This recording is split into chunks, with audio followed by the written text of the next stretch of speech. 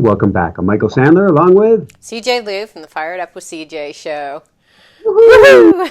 Woohoo! If you ever wanted to reinvent yourself, your life, or make great changes, then do we have the Big Shift show for you. Today we'll talk about stepping back, seeing the big picture, challenging yourself, and making the shifts you need to step forward into the new you, even if life isn't just daisies. That plus we'll talk about RV hunting, getting out of town, migrating outdoors, task versus relationship, dad connection, heart release, mystery haircut, part 2, Gene Keys, contemplation, deep dives on the inside, powerful intention work, new shoes, decluttering, letting go, challenging everything, and what in the world buying a teepee has to do with anything. So welcome back to the show, CJ. Are you ready to start? I am. Okay, TP action. All right, let's see what's going to... I only have 3 of these sprays here. Let's see. Oh, okay, chakra 4. Heart. How about that? Heart is good. Is pine, rosewood, and neroli. Smells good. Okay. TP. What's happening? See, this begets the big picture discussion. We haven't shared it on air. We haven't shared it even with anybody but our closest friends, but we had a miscarriage a week and a half ago. And that was our 3rd miscarriage. And it means we get to do some big picture viewing on life. We get to really look at, is everything in alignment? And we really want to spend more time connected to the earth for healing, for outdoor time, for, around here, as we say, squirrel time. Not necessarily in a teepee. And we've talked about a lot of things for many, many years. Some of the things we've even tried, but only half tried. The teepee we looked at when we were on Maui, we didn't get. We're probably going to get one here so we can spend some more outdoor time or sleeping on the earth, helping us to heal and to connect with nature at a deeper level, which we're really feeling called and pulled to at this point. Yeah, so how are both of you doing at this point? It's been I found out last week, and so it's been like a week and a few days, right? Yeah, in many ways, that's not much when it comes to grieving. In many ways, we're doing much better. Each time is a shift. Each time is profound. Each time it's so early and so raw that what I'll say today can completely change weeks or months down the road. With that said, the positive is we're already seeing some big changes that we can make in our lives. Not that anything was wrong with life, but we can already see some big changes.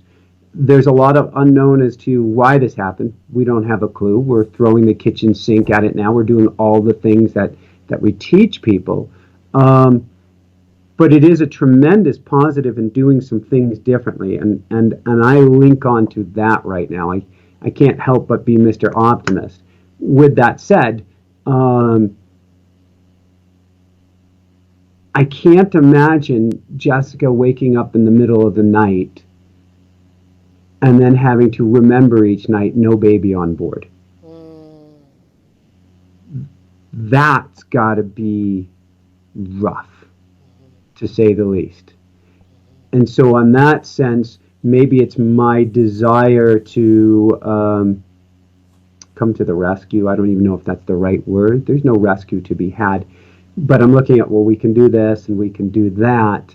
Rather, this one hasn't really knocked me in my knees the way the last 2 did. I think I have such a strong belief that baby is coming, that it may not have been this round, but baby is coming. And I beyond don't wish for this. I want my family. I want my family now. I mean, I have big family. I've got kitties. I've got, squirrels, birds. Oh my of all God. sorts. I had a chipmunk this morning following me around, and it was still just about dark as I'm putting out the feeders. And it was like a little puppy. Can I have some now? Can I have some now? It was so cool. But we're ready. We've been ready for a few years. In fact, we've been ready since NDE number 2 and near-death experience number 2, I had just given her a hug and said, it's baby time, and then crack. Wow.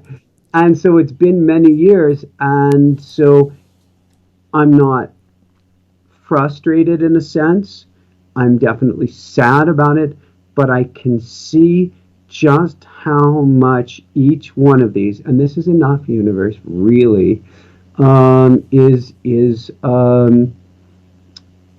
honing the sword, or it is like tempering steel. It is not hardening us, but it is certainly making us better people.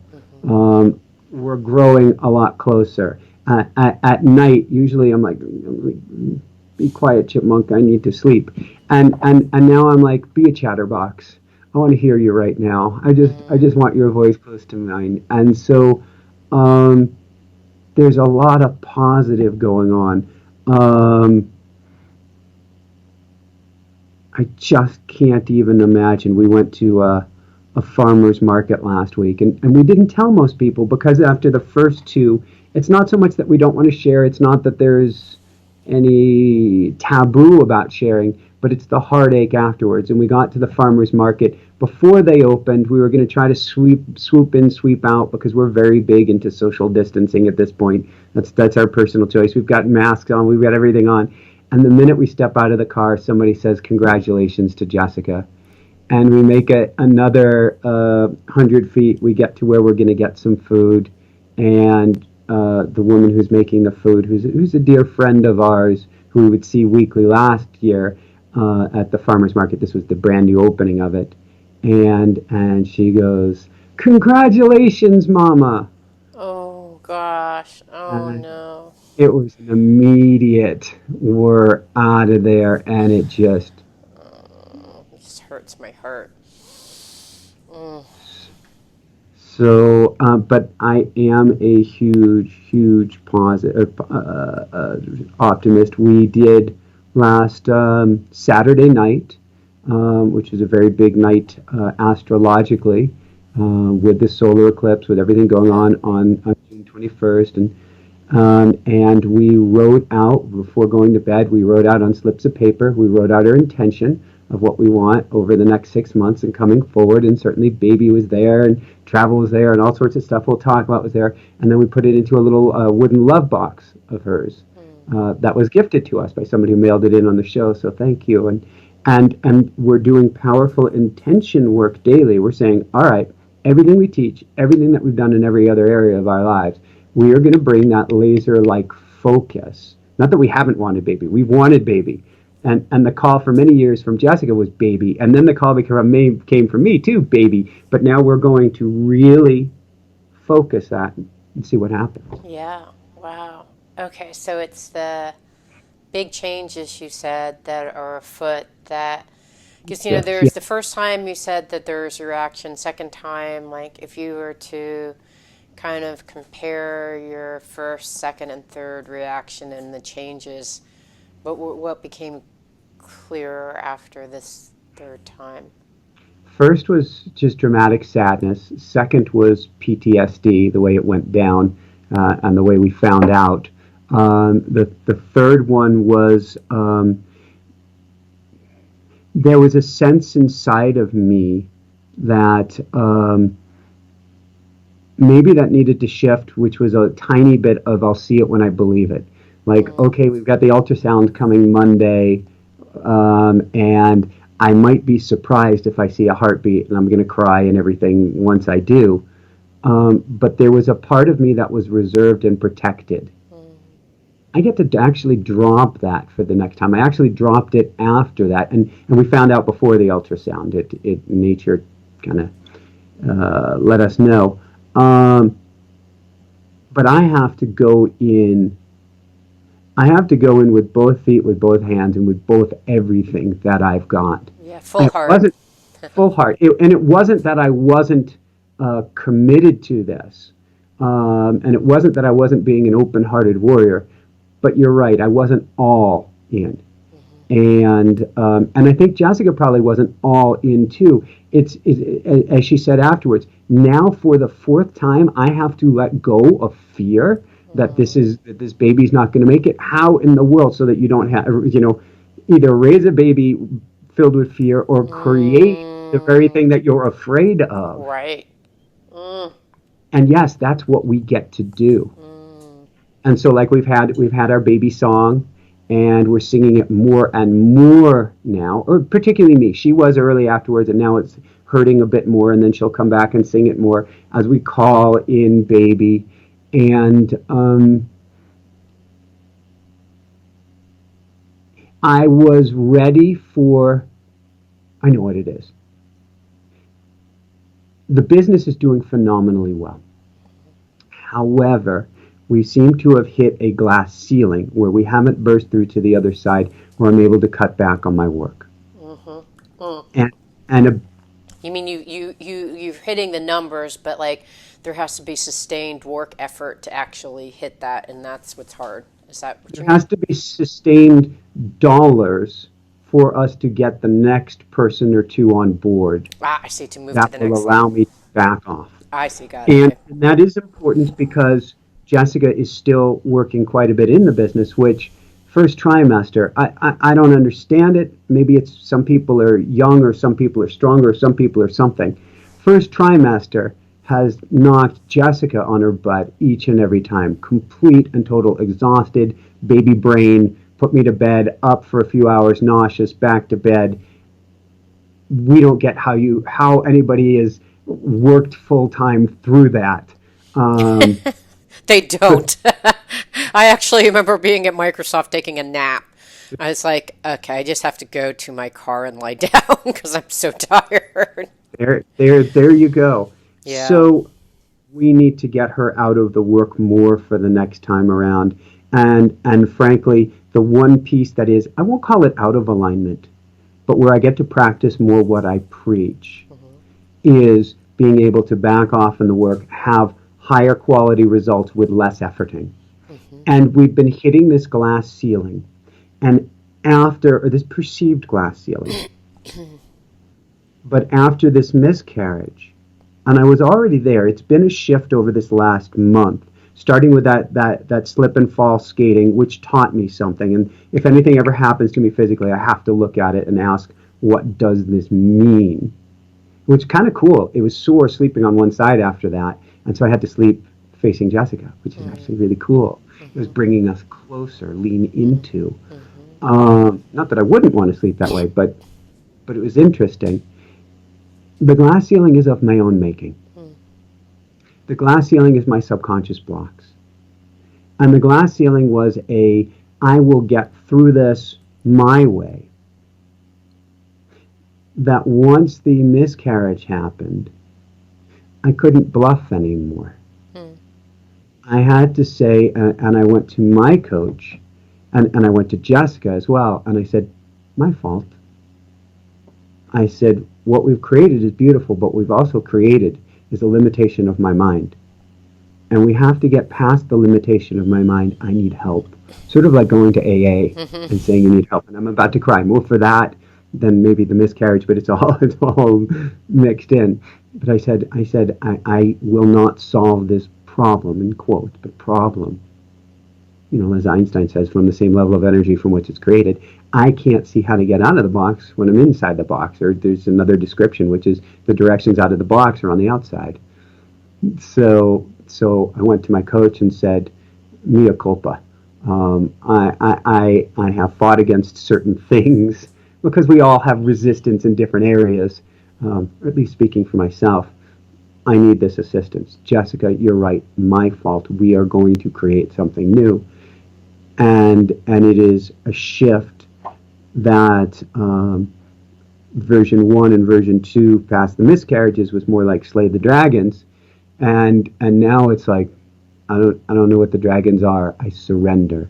There's Hmm. a massive surrender, and there's a massive sense of humility of all right, I don't know what this looks like, but I'll certainly do anything for us to be able to break through that, to knock down the box, to whatever.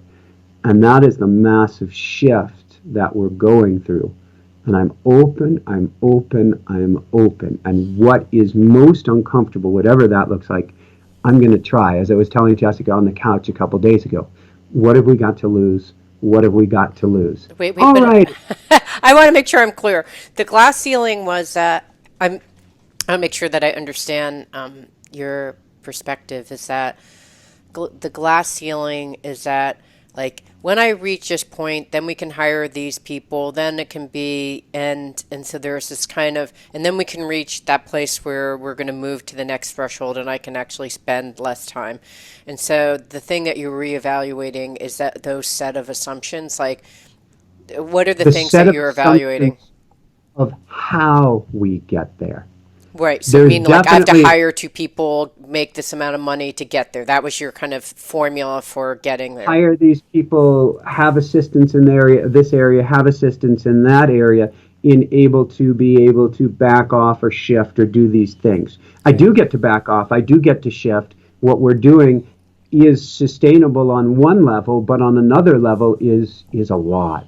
We do a Yeah. lot of work for this show. It's a labor of love, but it's still a lot.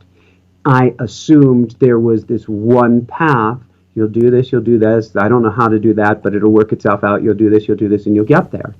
And now what I'm saying is there may be a completely different way. Maybe it's a spiritual solution that I don't know about. Maybe it's doing more work on the other side and something comes in. Maybe it is actually backing off and allowing things in. We've been looking at an RV recently. We've gone back and forth on this many times. When we first started a business together, we looked at an RV for a book tour. Then I did use an RV for a book tour. And now we're back on thinking about going out on tour, self-contained. This could be a social distancing drive around. All you need to do is put in an RV, put in fuel, and you don't need to see or touch anybody Yeah, you can or go to anything. campgrounds and just, yeah. But in our case, we were like, well, maybe we can even do some social distancing outdoor interviews where you have a guest in a lawn chair, you're in a lawn chair, you're 6 or 10 feet apart, and you film it.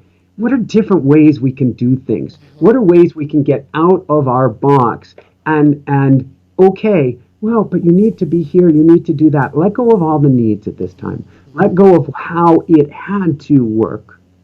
And don't pretend to know what the next step is, but get yourself out of that belief that it has to be a certain way. So that I don't know if that fully explains it. Yeah, it does. Now I understand. You're just trying to figure out, like, you have this kind of sense of like the various strategies that can get you to the next level. And now you're questioning everything. Do I need to get to the next level? Are the strategies that I have in hand make sense? What else could I, and like, let's just throw it away and let the universe guide me. Is When I that was a kid, I would work my tail off in school. I would go ride my bicycle around for a few hours. And then I would work my tail off on schoolwork. And then I would go to sleep. Right now, almost 40 years later than I was doing that, I get up, I work my tail off for work, I go for a skate or a run, and then I work my tail off again and go to sleep. I have created with my subconscious the system, the way of living that I was most comfortable with.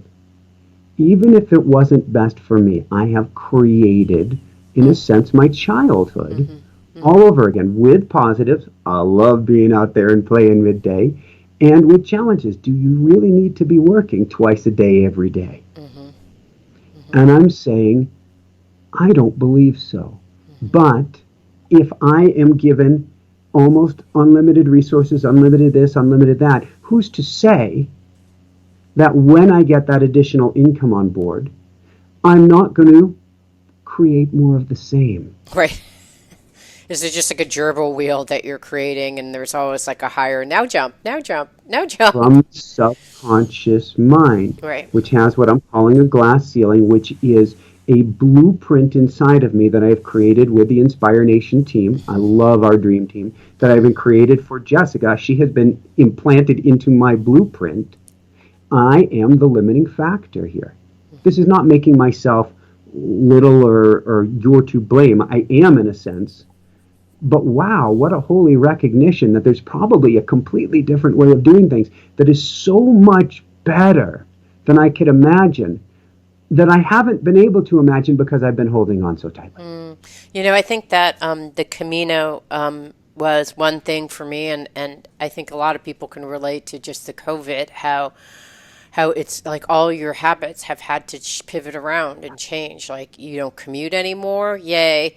You don't see people anymore, boo. Like you have all this. I'm Yeah. taking I'm taking like 3 online courses that I would never have even thought of taking online, yay. So it's those kinds of things, and I was thinking about in the context of your RV and traveling around, there's something about and I've been writing the marketing materials for a friend of mine about his website, and what he does is he just tunes into presence and awareness, and if you're fully in presence and awareness, then what happens is it heals for you, it guides you. You don't really have to do anything, but in the Camino, just walk, or maybe in your case, just drive.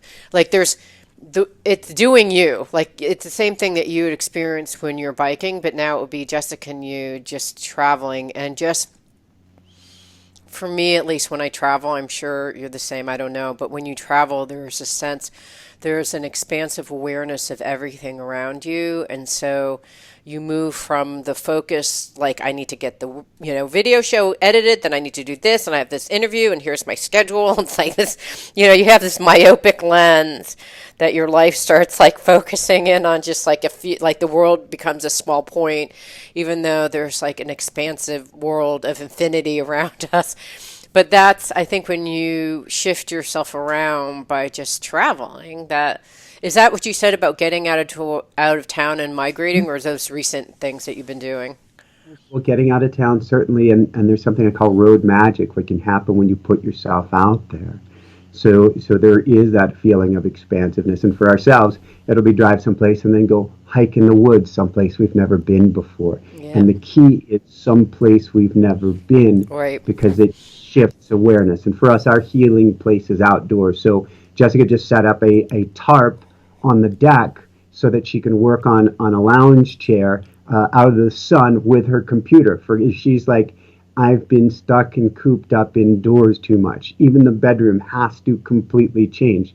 3 miscarriages in one bedroom, in one bed, where she's been sleeping in day out for 3 first trimesters in a row. Oh, It wow. gets to shift and look differently. And I think getting out is important before you go back in, so that it's there is, I said it on like day number 1 when COVID came to this country. I said there's a pre-COVID world and there's a post-COVID world, and pre-COVID is gone. And you had a pre-Camino world and a post-Camino world. And there's nothing that will be the same after your Camino. There is nothing that is the same after our third miscarriage, after each one of them. So the question is, what do we want? And frankly, you're plugging the new us into the same old time schedule. And we're going, that doesn't fit anymore. I just picture Chris Farley, love him dearly, even though he's passed on for many years now, a fat guy in a little suit. Yeah. He reaches forward and it tears up the back. That's where we're at. Right. Things don't fit. What fits, won't know until we get to a clothing rack and get to check it out. Yeah, I mean, I can see for sure, like just seeing what happens. I mean, you had the phone calls with me when I was like sitting next to a chapel or in the middle of. I have no idea where I was during the Camino, but will you talk It to was me so like? cool that you honored us by your presence during the Camino. Well, there are 4 times, I think 3 times during the Camino, and 1 time during India, and then 1 time during another. But it's fun to interview people, probably, and to see people in their environments, even if it's a little square, and what you can see. But I just remember walking through the town with you, where like you I could hear the remember. ringing bells and all those kinds of things. It was like an NPR episode where you heard all the soundtrack. But I think it could be quite fun to just take a break from all of it. Like just wipe out your calendar saying, we're gone for 2 months and we'll be back. Why not? Something's Yeah. coming. So Yeah. we've been looking. I think I've got it down to 3 or 4. I got to look for eco. There's no way I'm doing gas guzzler, even though by definition RV isn't that eco-friendly. But I've got it down to 3 or 4, and we'll see if universe says, yeah, let's do this. Those VW campers, are those eco? Well, those are tiny to put the two of us and potentially our three kitties in. No Oh, way. you're three So cats. and Okay. we're meeting with on Monday Yeah. a cat or an animal communicator to try to get an idea of whether they'd want to travel with us or not. Yeah, Do because they they want may to not be want to. do they want to stay behind and we have an amazing person or couple then watch over the kitties and watch over the house for a while? Or do they travel with us? We still get somebody in the house to look after the house and take care of the 100 or more four-leggers and 1,000 or more birds. But we created an animal sanctuary I here. feel sorry for that person. Or maybe they'll have exquisite joy. Maybe they can house it and have exquisite Got to joy be as a somebody black that's bear and a cougar. But we have our own thing. We have, well, I've been chased by, I've been, I've been graced by butterflies. Like when I'm walking around, I see so if they're butterflies. chasing you, it's angels chasing you. Is it? Yes. It's really Ain't, nice. I turn around, I'm like, butterflies never come up to you by accident. Butterflies never come up to you by accident. yeah. Ever. Yeah, so I've had butterflies, and last 3 nights ago, my husband thought there's something living below our deck. We have a deck that has this much crawl space underneath. It connects anyways. So my husband said, I think there are some animals on our deck. So he stopped on the Top of the deck. top Yeah. of the deck, and he heard this, just kind of this. And he's like, wow, I don't, but he didn't know exactly what kind of animal it was. But he was guessing it was a raccoon. So he went to Critter Control that has a little MP3 of a raccoon, like I don't know what kind of noises the raccoon makes. It was just like, so he's playing the raccoon noise. So he plays the raccoon noise, and it must have been like an aggressive, territorial kind of noise because the raccoon came out, really ran quickly out of its home, ran onto the deck, and it's like on all the paws. and then my husband Oh, was terrified. He quickly closed the door because this raccoon what that coon was saying is just shut off the noise. Let me sleep. It's just cut daytime. it out. And so it's nighttime for the raccoons are nocturnal, so it's Right. night. Yeah, so then and then we thought, oh, okay. And so now we know it's a raccoon, but my husband was so shocked because it happened like that. Like all of a sudden the raccoon was like, and then, and then at night we saw, and it was a mama raccoon with 4 baby raccoons now living underneath her. I had a feeling. Oh. So now we have a little family of raccoons, and we were trying to figure out what to do because I guess that raccoons have several different. They have like several vacation homes, so they live in your home and like a house down the corner, and like they spread out their territory. And so we're trying to figure out what to do because we can't protect them from crawling under the crawl space. But it's like there's plastic. It's not like the ideal scenario for them. But we were told wolf pee, so we ordered some wolf pee urine over the internet. So we'll I see. have a feeling about this one. We'll continue and tell you what happens. I believe you just made an internet donation. But I would love them up. That's my opinion. In some places it's illegal to love them up closely, but I would still just love them up. Yeah, so we had our Baby own. raccoons are the cutest little things. We've rescued it too. They're pretty big. Two- They're not like little. I mean, they're big. Oh, I get it. They're pretty big. I'm actually kind of shocked. I don't think we'll be having a Michael-like communion with I mean, these sit raccoons. in your lap. Oh, you never know. That would But we have so many lettuce that I don't even know if they're vegetarian or not. But I thought maybe I'll just like feed the lettuce down I below like the it. deck. We have so Basically, many lettuce. It's ridiculous. You have your garbage disposal or your incinerator now. Exactly. Just dump it all in. Our composter is just right there below us. If it is illegal in the state of Washington, I did not suggest anything. However, So anyway, so we've had our own animal thing going on. Well, I'm excited to hear about some of your where your life is going to take you, Michael. So, I mean, first the TP, and then who knows where else. So you've got new shoes too. So that was just something quite a while in the making. I'm always trying to tweak my running Yeah, I and try thought to you had figure like out these what's are different best. than the molded ones, right? These are different shoes. Different, and I'd worn out my shoes, and so I needed new shoes, and the timing was perfect. As we're going through this great change, all of a sudden, two new pairs of shoes came for me to experiment and play with, and I like tinkering and playing and trying new shoes. This, in a sense, it feels like a new you, and so it's just fun timing. And one pair will be good for distance, I believe, will work out. The other one's a really fast race pair of shoes that I haven't had in years. And I admit I've been beyond exhausted since this happened. It's a very deep physical exhaustion of grief that you're out and you're like, yeah, I should be going. I haven't done much recently. This should be fun. I could just curl up under this bush right now. Yeah, I totally get it. But I completely get it. I had one of those episodes too.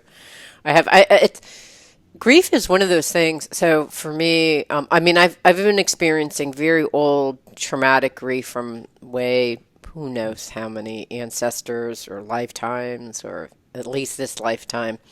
Like when I've been meditating and I'm awareness, I can feel a pain in my heart. And it got to the point that at night I was just having these crazy dreams and shaking, like having like all sorts of kriyas and downloads in the middle of the night. And I was like, oh gosh, I can't take it. So I talked to a friend of mine who, John Burney, who does beautiful work, and he helped me tune into a broader sense of awareness. And he had said, I've been feeling something, but like how when someone's doing layers of massage, they have like one layer they can get to the first time, you have to go back so they can go in deeper, and then third time deeper. So I've been kind of like whittling down the barriers to this pain in my heart enough for this time that he was able to see, like he knew that it was something about grief, but didn't know exactly what it was, and it was related to my dad who died 27 years ago. But the grief is still there.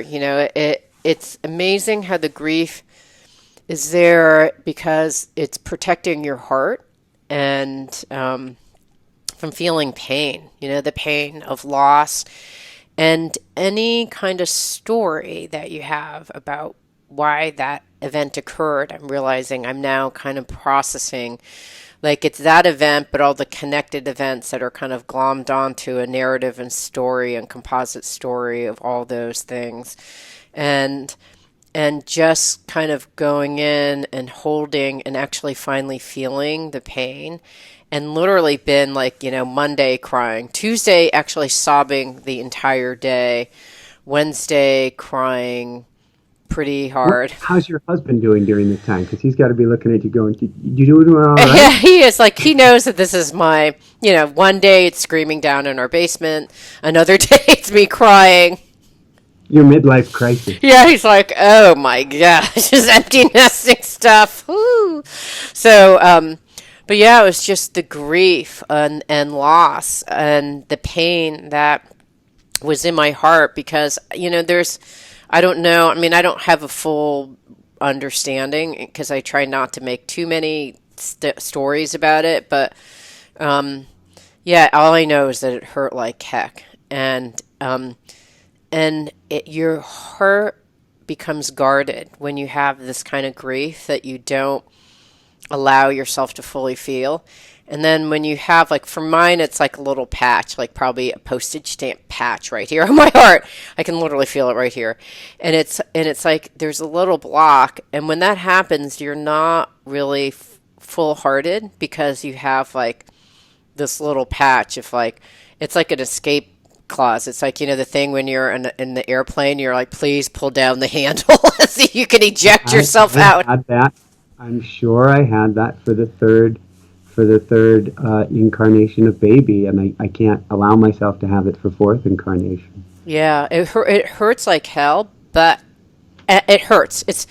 And I was going through a class yesterday, and my teacher said, this is love loving you. This is, you know, let's say God's love loving you, and it doesn't feel like that. Like at the time when you're crying and you're going through the pain, it doesn't really feel like God's love to help you love more.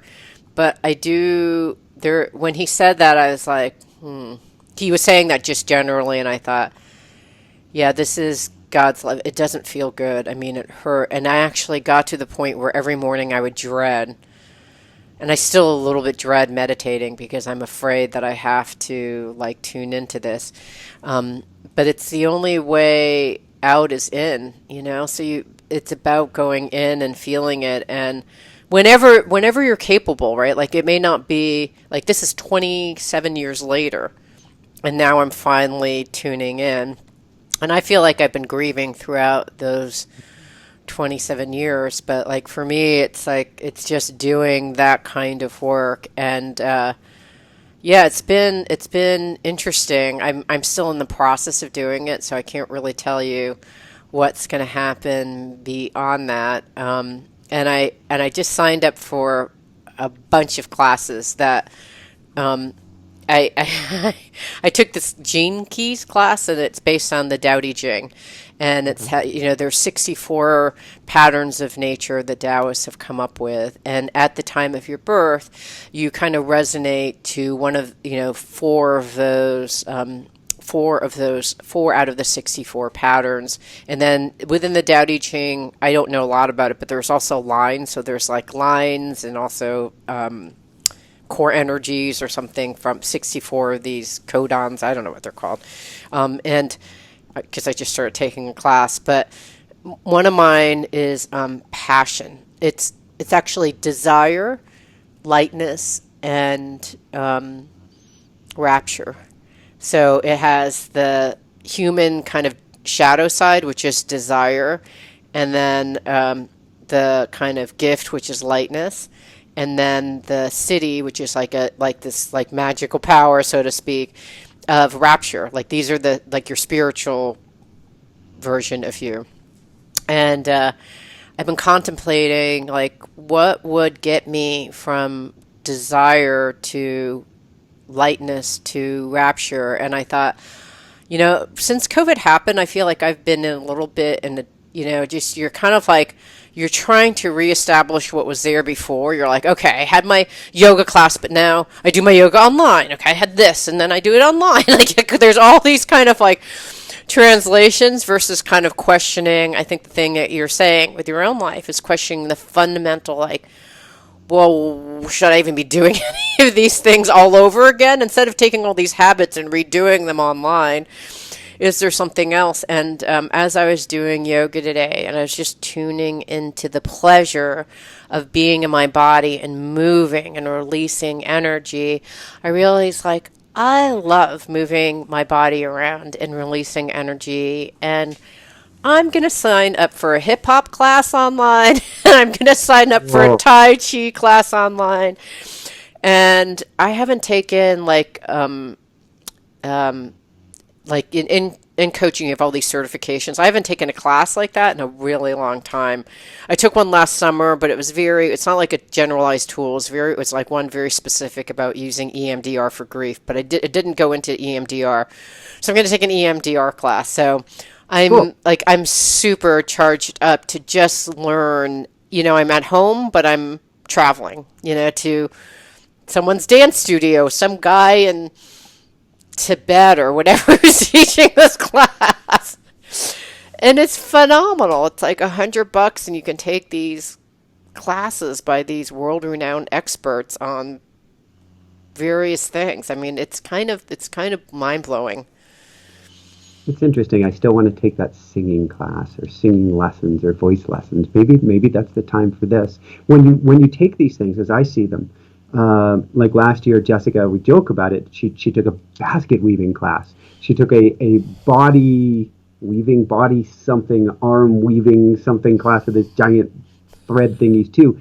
They do that same thing, whether it's being virtually with somebody else somewhere else, but it's also doing something that's out of your comfort zone And so it is changing the wiring of your mind of how you view things as well. That's exactly what I'm doing. I mean, I can't go that many places. I mean, I could, I guess, if we were getting in the car and drive around, but we're not in that mode right now.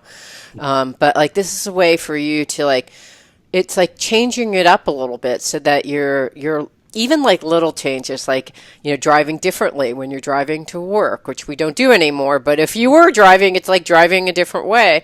But I think just taking these classes, it's kind of like having your brain like it's juicy material for new neurocircuitry to build. So I'm very excited about that. Very. I love it, and it's something. It's I talked about it with Matt Kahn years ago on air. It's something I've challenged people for a very long time. Do one thing differently each day, and taking a class is doing one thing differently each day. Shifts your perspective, and therefore you start looking at everything else in a different way. Your hip hop class could literally affect the way you coach, the way you have a relationship, your relationship with your sons, just because you did hippity hop. Right. Pretty cool.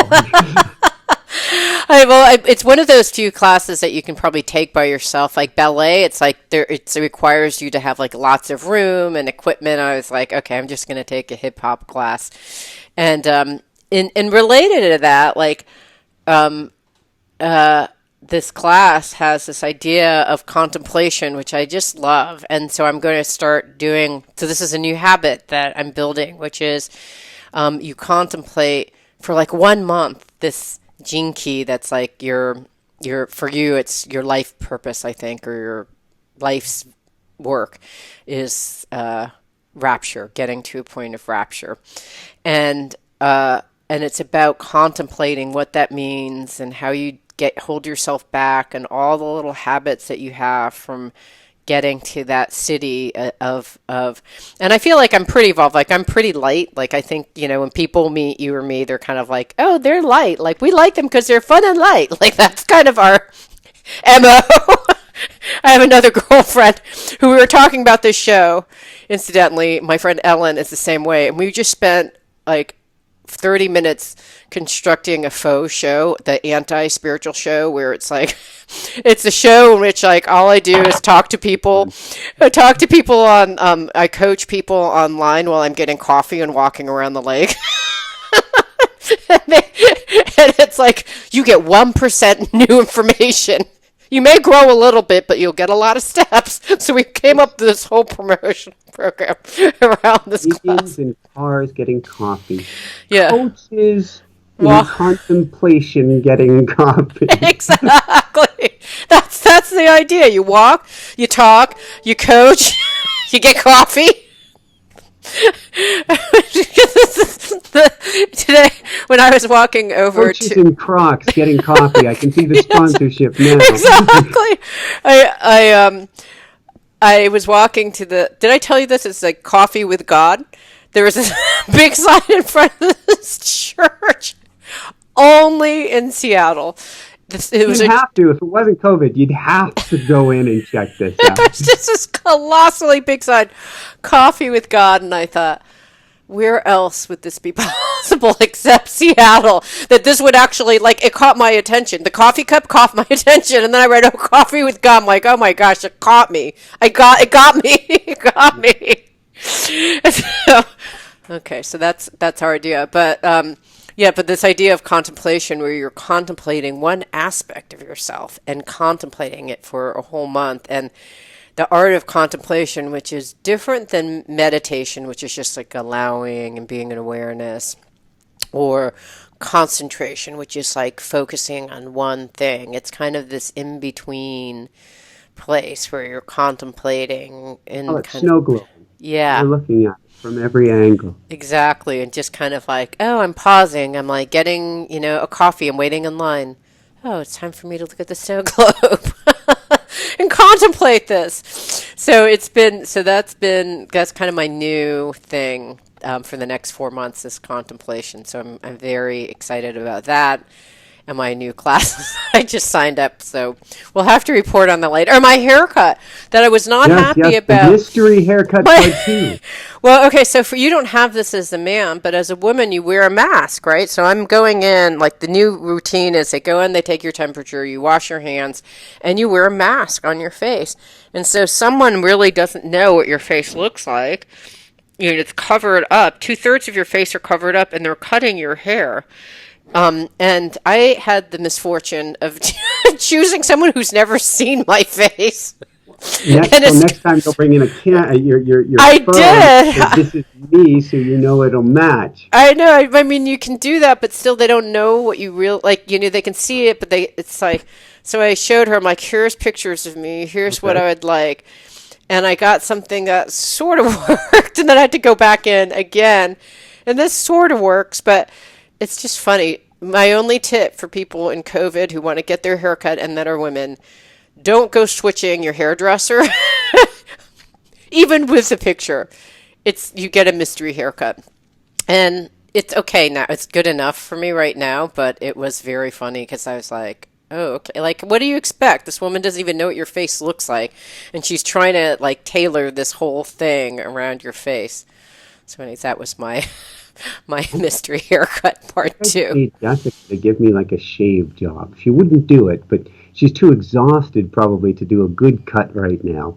So she's done the last few. It doesn't look bad, but it doesn't look like me. It looks good. I actually thought your hair looked professional, like you had gotten it cut professionally. It's a good ruse. I'll take it. Thank you. Let's see. We've got one last thing from you. Task versus relationship. Yeah, so you've seen me over the course of time, over the last probably 4 years, when it started when I went to work for a dear friend of mine and started like maybe I can work for someone. What would it be like if I went back into the workforce? And it was awful. Like I just like all the old parts of me came flaming back, and like all my skills went through like just and thrown in the garbage can. And each time I got a little better. And this time around it came and I was like, oh, look at me. Here it is again, you know, and here I am. And, but this time I don't care that much. So I just don't have the energy to fight.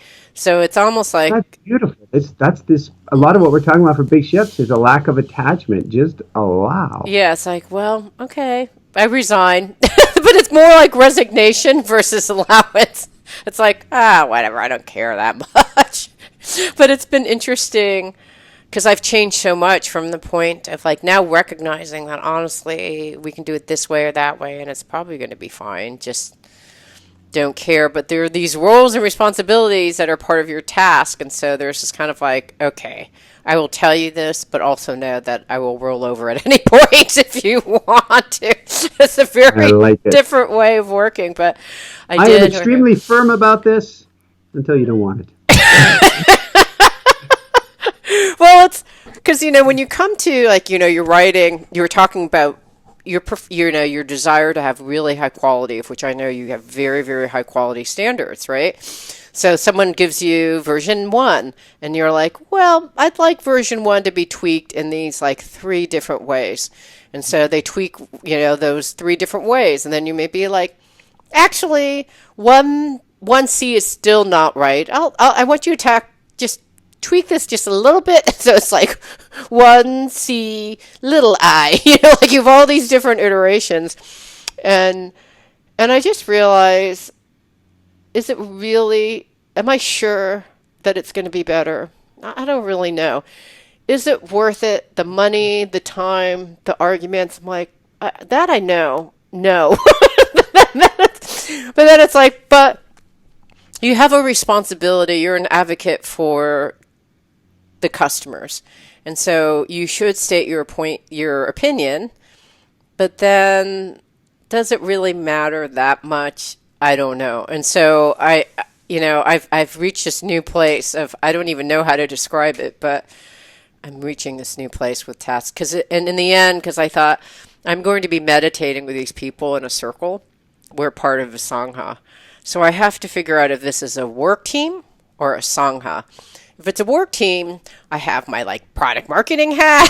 I have to do my role. We're gonna fight about what what thing gets on that product, and and or collaborate or someplace in between. I mean, hopefully collaborate, but sometimes you do. There's inherent tension with certain types of like the creative people and the marketing people always have tension because the creative people want it to sound good, look good, and the marketing people want it to hit a message because there's actually specific driving that you're doing to make money.